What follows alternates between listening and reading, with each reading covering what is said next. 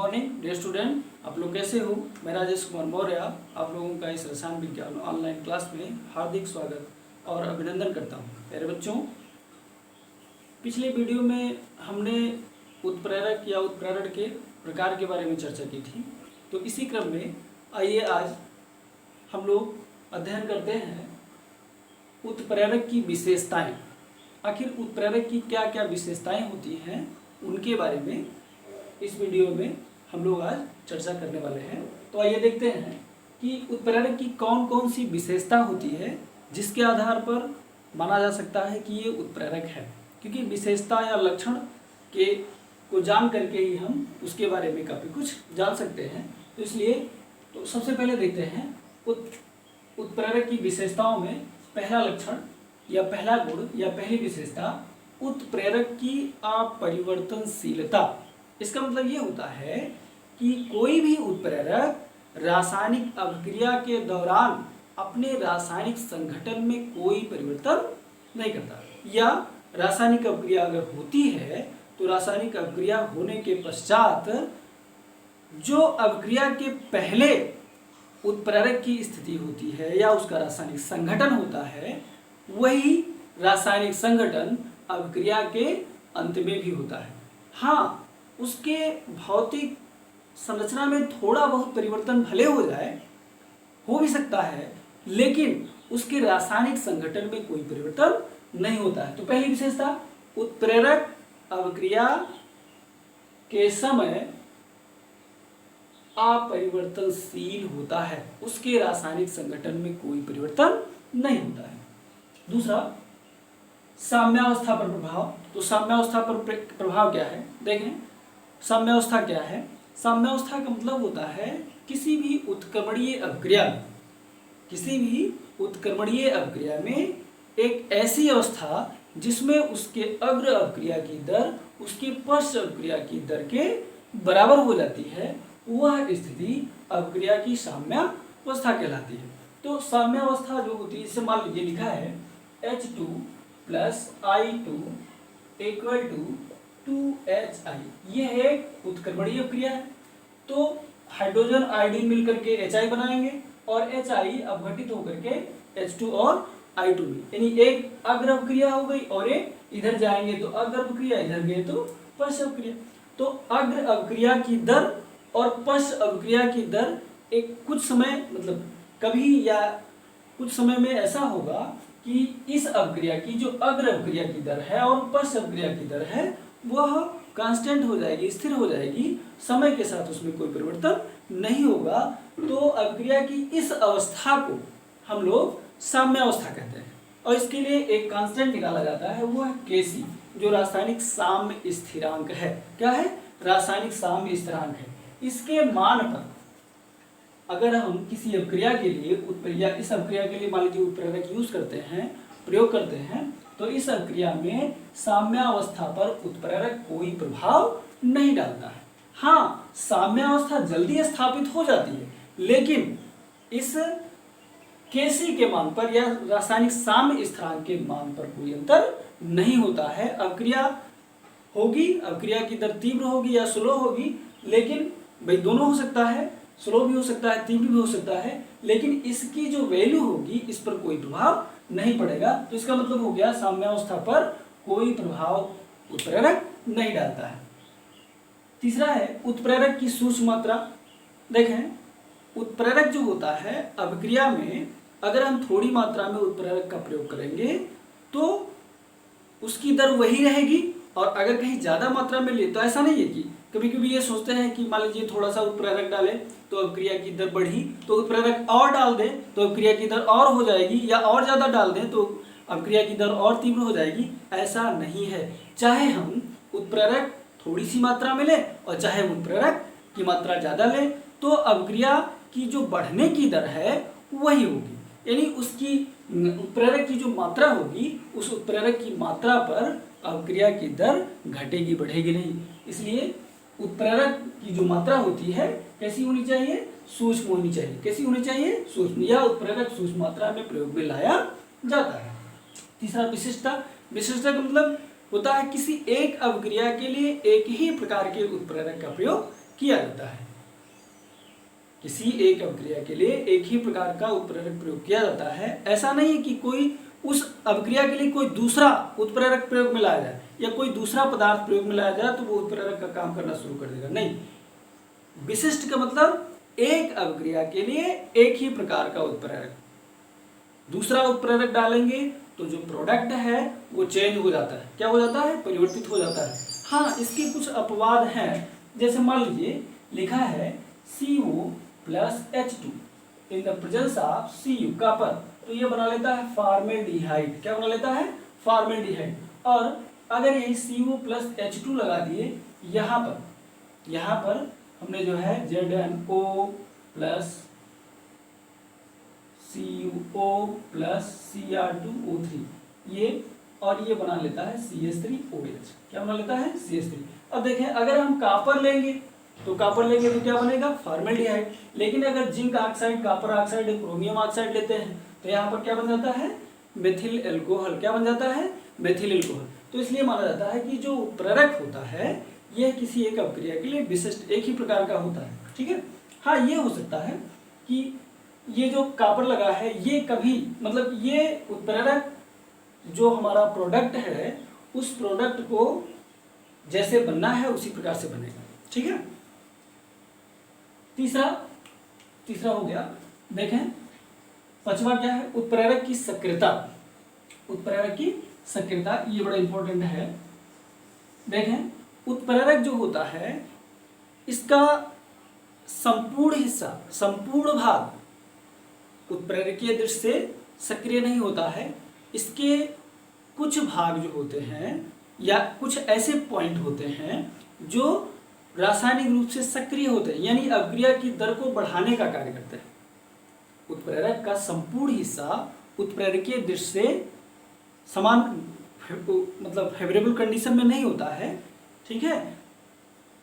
हाँ, कभी कभी या कह सकते हैं इसके कुछ हिस्से, कुछ पार्ट जो होते हैं, कुछ बिंदु जो होते हैं, वहां पर उत्प्रेरक या कह सकते हैं किसी रासायनिक अभिक्रिया की जो दर होती है वो फास्ट हो जाती है, तीव्र हो जाती है। ऐसे बिंदु को, ऐसे पॉइंट को सक्रिय केंद्र कहा जाता है। तो यहाँ पर किसी भी उत्प्रेरक का जो पृष्ठ भाग है, जैसे मान लीजिए उत्प्रेरक ले लिया गया, तो उत्प्रेरक है तो इसका जो संपूर्ण हिस्सा, ये पृष्ठीय भाग होगा, यह उत्प्रेरकीय रूप से ज्यादा सक्रिय होगा। यानी किसी भी उत्प्रेरक में जितने ज्यादा पृष्ठ होंगे या पृष्ठीय आवरण होगा, सतह होगा, उसकी जो, या कह सकते हैं उस उत्प्रेरक की जो उत्प्रेरित करने की क्रिया होगी वो उतना ज्यादा होगी। यानी पृष्ठीय भाग जो है उत्प्रेरक का अगर ज्यादा है तो वह उत्प्रेरकीय दृष्टि से ज्यादा अच्छा है, या कह सकते हैं कि उस अभिक्रिया की दर को वह उतनी तेजी से बढ़ाएगा। तो उत्प्रेरक की जो सक्रियता होती है ये बढ़ती है किसके?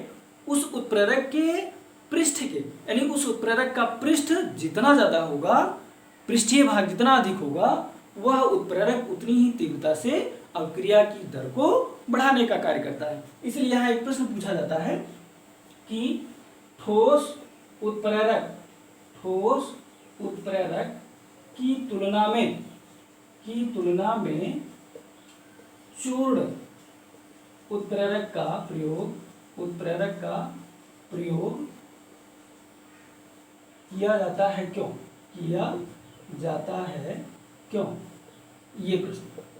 यानी किसी भी उत्प्रेरक का ठोस भाग प्रयोग में ना ला करके हम उसका चूर्ण ज्यादातर इस्तेमाल में लाते हैं। क्या लाते हैं? चूर्ण लाते हैं। अब ठोस का जो पृष्ठ सतह है वो कम होता है किसके? उसके चूर्ण या कोलाइडी अवस्था के। कोलाइडी अवस्था में या चूर्ण की अवस्था में ठोस का जो पृष्ठ भाग है वो ज्यादा हो जाता है। अब ज्यादा हो जाता है तो इसीलिए हम उसका ठोस रूप ना प्रयोग में ला करके चूर्ण रूप का प्रयोग में लाते हैं। क्यों? क्योंकि चूर्ण रूप में उसके पृष्ठ का जो क्षेत्रफल है या पृष्ठ सतह है वो ज्यादा हो जाता है, जिसके कारण वह ज्यादा से ज्यादा अभिक्रिया की दर को बढ़ाने का कार्य करता है।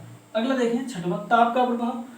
उत्प्रेरक एक निश्चित ताप पर, उत्प्रेरक की जो रासायनिक सक्रियता होती है वो एक निश्चित ताप पर बढ़ती है या अधिक होती है। उस निश्चित ताप को हम लोग अनुकूलतम ताप कहते हैं। अनुकूलतम ताप कहते हैं। यानी एक निश्चित ताप है उस निश्चित ताप पर उत्प्रेरक की जो क्रियाशीलता है वो ज़्यादा होती है।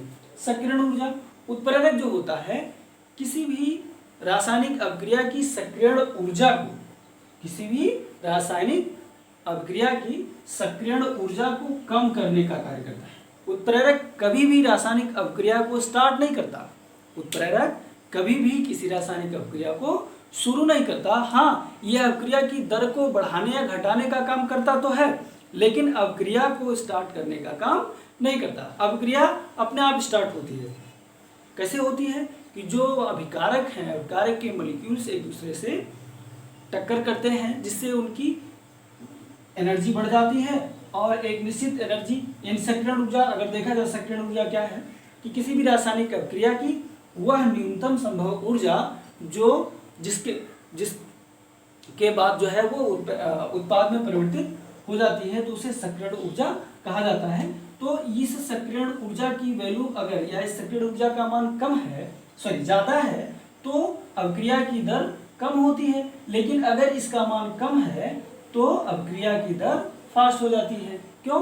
क्योंकि सक्रियण ऊर्जा जो होती है, ये ऊर्जा, जैसे मान लीजिए मानते हैं कि जो अभिकारक हैं, तो अभिकारक के मॉलिक्यूल्स एक दूसरे से टक्कर करेंगे तो उनकी काइनेटिक एनर्जी बढ़ जाती है, और जब काइनेटिक एनर्जी बढ़ जाती है तो कुछ या जिनकी टक्कर के पश्चात जिन मॉलिक्यूल्स की काइनेटिक एनर्जी एक्टिवेशन एनर्जी से ज़्यादा हो जाती है वह प्रोडक्ट में चेंज हो जाता है, लेकिन जिनकी एनर्जी कम रहती है वो प्रोडक्ट में चेंज नहीं हो पाते। अब एक्टिवेशन एनर्जी ज़्यादा है तो कम से कम मॉलिक्यूल्स प्रोडक्ट में चेंज होंगे, लेकिन अगर एक्टिवेशन एनर्जी कम है तो ज़्यादा से ज़्यादा मॉलिक्यूल थोड़े से टक्कर या थोड़ी सी बात के कारण जो है, जो हमारा जो है अभिकारक है वह इस सक्रियण ऊर्जा को पार कर ले जाएगा। तो इसका मतलब ये हुआ कि एक्टिवेशन एनर्जी अगर कम है तो अभिक्रिया की दर तीव्र हो जाएगी।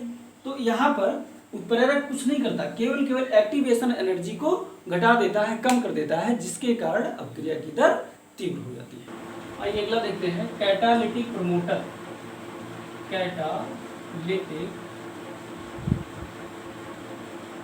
प्रमोटर, इसको हिंदी में कहेंगे उत्प्रेरक वर्धक। उत्प्रेरक वर्धक, ये क्या होते हैं? कैटालिटिक प्रमोटर किसे कहते हैं? देखें, कभी कभी कुछ पदार्थ ऐसे होते हैं जो स्वतः यानी अपने स्वयं उत्प्रेरक का कार्य नहीं करते। कुछ अभिक्रिया में पदार्थ कुछ ऐसे भी होते हैं जो उत्प्रेरक का कार्य स्वतः नहीं करते, लेकिन उत्प्रेरक की रासायनिक सक्रियता को बढ़ाने का कार्य करते हैं। उत्प्रेरक की रासायनिक सक्रियता जो होती है उसको बढ़ाने का कार्य करते हैं, तो ऐसे पदार्थों को उत्प्रेरक वर्धक कहा जाता है। यहाँ देखें, एक चीज़ है, कुछ पदार्थ ऐसे होते हैं जो अभिक्रिया की दर को घटाने का कार्य करते हैं। कुछ पदार्थ ऐसे होते हैं जो अभिक्रिया की दर को घटाने का कार्य करते हैं। ऐसे पदार्थों को मंदक कहा जाता है। क्या कहा जाता है? मंदक। या ऐसे उत्प्रेरक को ऋणात्मक उत्प्रेरक की संज्ञा दी जाती है। लेकिन यहाँ पर ये थोड़ा अलग है, ऋणात्मक उत्प्रेरक से अलग है, क्योंकि यह स्वयं उत्प्रेरक का कार्य नहीं करता। ये केवल उत्प्रेरक की जो रासायनिक सक्रियता है उसको बढ़ाने का कार्य कर देता है। यह उत्प्रेरक जो वर्धक होता है, भाई दो तरह के पदार्थ हो गए। एक तो जो अभिक्रिया की दर को बढ़ाए उसे उत्प्रेरक, जो अभिक्रिया की दर को बढ़ाए उसे धनात्मक उत्प्रेरक कहा गया। एक पदार्थ ऐसे जो उत्प्रेरक की दर को बढ़ा देते हैं उन्हें धनात्मक उत्प्रेरक कहा गया। लेकिन कुछ पदार्थ ऐसे होते हैं जो अभिक्रिया की दर को नहीं, उत्प्रेरक की रासायनिक सक्रियता को बढ़ाने का कार्य करते हैं। ऐसे ही पदार्थों को उत्प्रेरक वर्धक कहा जाता है। उदाहरण जैसे मान लीजिए है hydrogen plus nitrogen equal to, यहाँ पर ये बन गया अमोनिया। हैबर विधि द्वारा अमोनिया की, ये गैसीय अवस्था में है, ये भी गैसीय अवस्था में है, ये भी गैसीय अवस्था में। यहाँ उत्प्रेरक लगा था Fe, ये सॉलिड स्टेट में, तो हो जाएगा इस तरह से। हैबर विधि द्वारा अमोनिया के निर्माण में यहाँ Fe उत्प्रेरक Fe एक धनात्मक उत्प्रेरक है। क्या है? धनात्मक उत्प्रेरक है। लेकिन यहाँ मोलिब्डेनम अगर लगा दिया जाए, एक दूसरा धातु मोलिब्डेनम, तो यहाँ ये जो है मोलिब्डेनम उत्प्रेरक वर्धक का कार्य शुरू कर देता है। किसका कार्य करने लगता है? उत्प्रेरक वर्धक का। इसका मतलब यह इस उत्प्रेरक की या फिर उत्प्रेरक की रासायनिक सक्रियता को बढ़ाने का कार्य कर रहा है।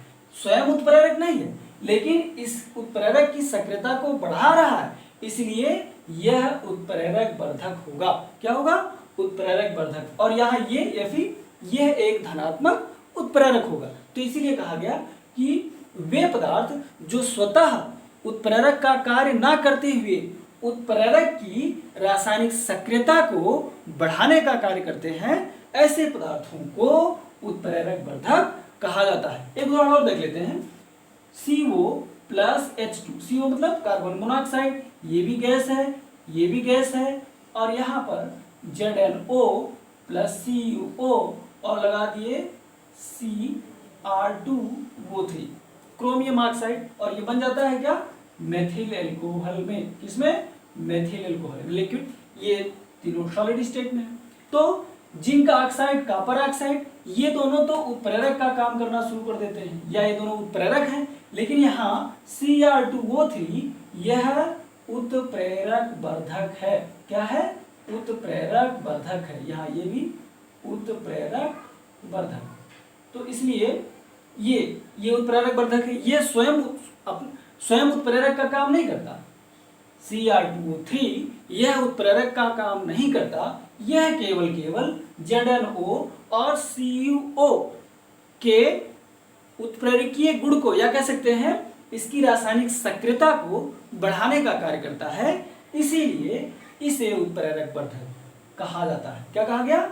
उत्प्रेरक वर्धक। फिर से एक बार डिफिनेशन देख लीजिए। कैटालिटिक प्रमोटर उत्प्रेरक वर्धक किसे कहते हैं? वे पदार्थ जो स्वयं उत्प्रेरक का कार्य ना करते हुए उत्प्रेरक की रासायनिक सक्रियता को बढ़ाने का कार्य करते हैं, ऐसे पदार्थों को उत्प्रेरक वर्धक कहा जाता है। आइए मैकेनिज्म इसका देख लेते हैं। मैकेनिज्म क्या है? मैकेनिज्म क्रियाविधि कैसे कार्य करता है उत्प्रेरक वर्धक। यह कैटालिस्ट के बीच में, सपोज दैट ऐसे कैटालिस्ट है, ये हो गया C, ये हो गया C, ये हो गया, और यहाँ लगा दिए प्रमोटर P, प्रमोटर, इस तरह से। तो होता क्या है कि ये जो उत्प्रेरक वर्धक है, ये कैटालिस्ट मॉलिक्यूल्स के बीच में आ जाते हैं। किसके बीच में आ जाते हैं? कैटालिस्ट जो मॉलिक्यूल है उनके बीच में आ जाता है। तो उनके बीच में आ जाने से यहाँ दो लाभ हैं। दो लाभ क्या है? एक लाभ ये है कि उत्प्रेरक के जो पृष्ठ सतह है ये बढ़ जाती है। पहली बात, उत्प्रेरक की पृष्ठ सतह बढ़ जाती है, और जब उत्प्रेरक की पृष्ठ सतह बढ़ जाती है तो इसकी जो सक्रियता है, इसकी मतलब उत्प्रेरक की जो सक्रियता है वो इंक्रीज कर जाती है, बढ़ जाती है। और उत्प्रेरक की सक्रियता जब बढ़ जाएगी तो अभिक्रिया की दर ऑटोमेटिक इसके कारण क्या हो जाएगी? तीव्र हो जाएगी। और दूसरी बात है कि जैसे मान लीजिए कैटालिस्ट है, तो यहाँ हो गया रिएक्टेंट मॉलिक्यूल और यहाँ हो गया रिएक्टेंट मॉलिक्यूल, ठीक है। तो इनके बीच की जो दूरी है भाई, इसके बीच में आ गया, जैसे कैटालिस्ट के बीच में प्रमोटर है, तो इसके बीच की दूरी जब बढ़ी तो जो अभिकारक होगा, रिएक्टेंट होगा, इसके बीच की भी दूरी बढ़ जाती है। और जब इसके बीच की दूरी, क्योंकि ये आकर के यहाँ अधिशोषित होते हैं, और जब इनके बीच की दूरी बढ़ जाती है तो यह जो बॉन्ड है, ये जो बंध है वो कमजोर हो जाता है, जिसके कारण भी इसकी जो दर होती है वो, इसके ब्रेक होने की दर तीव्र हो जाएगी और इसके प्रोडक्ट के निर्माण होने की दर फास्ट हो जाएगी। तो इसलिए जो प्रमोटर होता है यह कैटालिस्ट के मॉलिक्यूल्स के बीच में आ जाता है, जिसके चलते इसका जो सरफेस एरिया है, पृष्ठ आवरण है, ये बढ़ जाता है, और इनके कैटालिस्ट मॉलिक्यूल्स के बीच की दूरी भी बढ़ जाती है, जिसके चलते रिएक्टेंट के बीच की दूरी भी बढ़ जाती है, और अभिक्रिया की जो दर होती है वो फास्ट हो जाती है। तो ये तो इसका एक्सप्लेनेशन था। अगला है कैटालिटिक पॉइजन, उत्प्रेरक विष।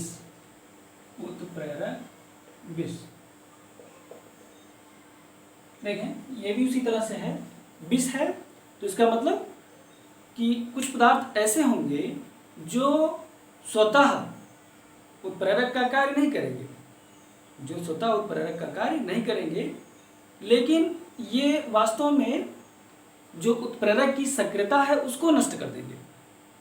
भाई देखें, प्रमोटर में क्या था, प्रमोटर में वो क्या कर रहा था कि अभिक्रिया की दर को बढ़ाने के लिए उत्प्रेरक की सक्रियता को बढ़ा रहा था, और यहाँ ये क्या कर रहा है, ये जो है उत्प्रेरक विष जो होगा यह उत्प्रेरक की सक्रियता को नष्ट कर देता है, उत्प्रेरक की सक्रियता को नष्ट कर देता है, इसीलिए इसे कहा गया उत्प्रेरक विष। यानी कुछ पदार्थ ऐसे होते हैं जो स्वतः उत्प्रेरक का कार्य ना करके अभिक्रिया की जो दर है उसको समाप्त कर देते हैं, पूरी तरह से बंद कर देते हैं। तो ऐसे पदार्थों को उत्प्रेरक विष कहा जाता है। क्या कहा जाता है? उत्प्रेरक विष। आइए एक उदाहरण के द्वारा इसे समझते हैं।